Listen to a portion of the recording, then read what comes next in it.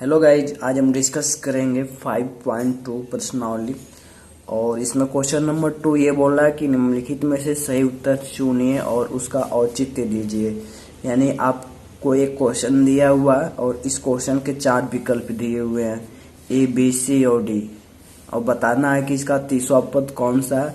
आपको ट्रिक भी करना है, उसके साथ साथ इसका सॉल्यूशन भी निकालना है। तो आइए देखते हैं, सॉल्व करते हैं। तो यहाँ पे लिखेंगे सॉल्यूशन, और सॉल्यूशन का फर्स्ट स्टेप होता है क्वेश्चन को नोट करना। और यहाँ पे जो एपी दिया हुआ है, एपी क्या है? एपी का मतलब हो गया समांतर श्रेणी। समांतर श्रेणी आपका दिया हुआ 10 है, 7 है, 4 है, कॉमा डॉट डॉट डॉट का तीसवां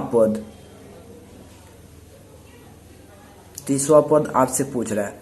अब क्या करेंगे, पहले इस क्वेश्चन को हम सॉल्व करेंगे। सॉल्व करने के बाद जो आंसर आएगा फिर हम ये ट्रिक करेंगे कि हाँ इसका आंसर ए सही है कि बी सही है कि डी सही है कि जो भी है। यहाँ लिखेंगे, देखिए यहाँ जो पहले नंबर होता है वो प्रथम पद होता है, तो यहाँ लिखेंगे प्रथम पद। और प्रथम पद को ए से लिखते हैं तो ए का मान यहाँ से 10। सार्व अंतर को स्मॉल डी से लिखते हैं तो हो गया आपका सार्व अंतर, और सार्व अंतर को स्मॉल डी से लिख दिया। और डी का मान क्या होता है आपको पता ही है, A2 माइनस A1। ठीक, तो यहाँ पे A2 का मान क्या है, 7 है, और A1 का मान क्या है, 10 है। तो यहाँ पे हो जाएगा आपका A2 7 माइनस A1 का मान 10 है, तो हमने 10 कर दिया। जब इसको सॉल्व करेंगे तो -3 आएगा, यानी D का मान कितना आ गया, -3। तो हमें क्या करना है, और हमें देखना है कि तीसवां पद निकालना। तीसवां पद निकालने के लिए क्या करना, n का मान कितना है, 30वां निकालना, यानी n बराबर 30 है।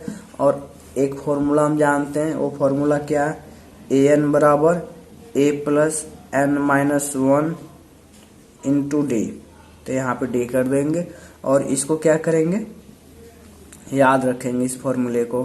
फिर यहाँ से an यानी a और n का मतलब 30 हो गया, तो 30वां पद बराबर प्रथम पद क्या है, देखिए अभी प्रथम पद हमने लिखा था 10 है, तो यहाँ पे 10 कर देंगे और फिर यहाँ प्लस कर देंगे n माइनस 1। n का मान यहाँ से क्या है, 30 है, तो यहाँ पे 30 कर देंगे -1 गुणे डी का मान क्या है, -3 है, तो -3 कर देंगे।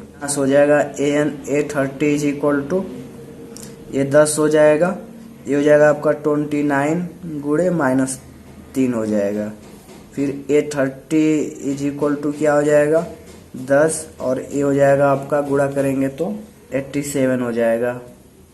फिर A30 इक्वल क्या हो जाएगा, ये हो जाएगा आपका -77। तो तीसरा पद आपका क्या है, -77 है। अब देखिए ऑप्शन में क्या क्या था, यहाँ पे सी देखिए -77 है, सी क्या हो जाएगा, सही हो जाएगा।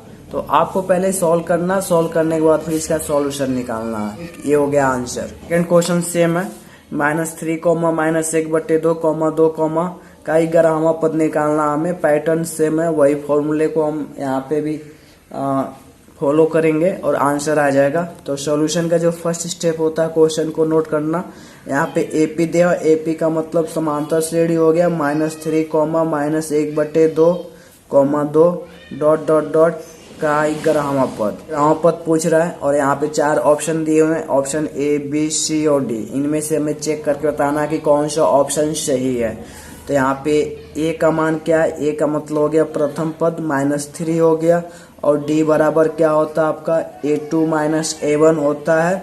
तो डी बराबर क्या होता है, A2 माइनस A1। तो डी बराबर क्या हो जाएगा आपका, A2 का मान देखिए क्या दिया यहाँ पे, -1/2 हो गया, माइनस A1 का मान क्या है, -3, तो -3 कर लीजिए।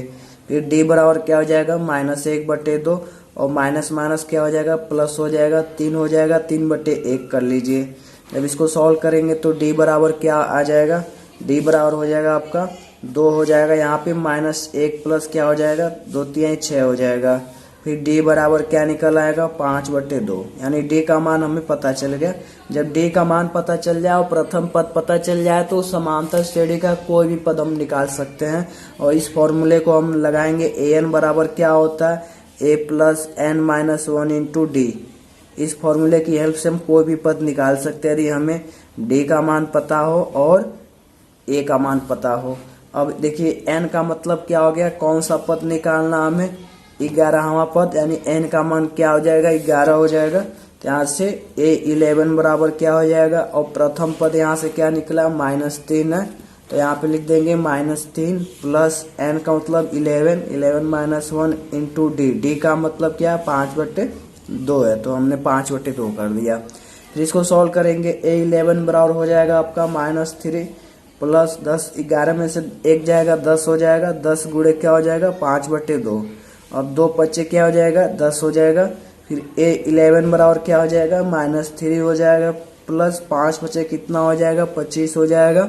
फिर इसको सॉल्व करेंगे, A11 बराबर हो जाएगा आपका 22 हो जाएगा। अब देखिए 4 ऑप्शन दिया हुआ था, इनमें से आपको पता करना कौन सा सही है। पहला है कि 28 है, 22 है, और C का मान -38 है, और D का मान -48 एंड 1/2 है। तो इसमें चेक करना है कौन सा सही है। तो हमने क्या निकाला, A11 का मान 22 है, तो यहाँ पे ऑप्शन भी क्या होगा, सही होगा। तो पहले हमें क्या करना, सॉल्व करना क्वेश्चन को, सॉल्व करने के बाद फिर हमें चेक करके बताना कि कौन सा ऑप्शन सही है। तो हो गया आंसर।